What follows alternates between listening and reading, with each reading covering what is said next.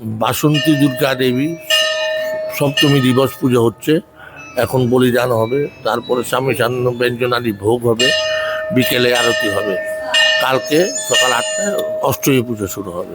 এই পুজোর তত্ত্বটা কি রয়েছে, এই পুজোটা হচ্ছে?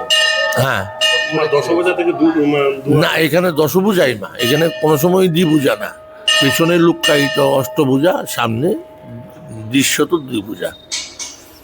ভগবানের কাছে কি প্রার্থনা? ভগবানের কাছে প্রার্থনা, সবার কাছে সবসময় আমি ভগবানের কাছে প্রার্থনা করি, সবাই যাতে সুখে থাকে, শান্তিতে থাকে, সবার শান্তি থাকুক, সুখ থাকুক, নিরোগী থাকুক। মার পেছনে হাত আছে, হ্যাঁ।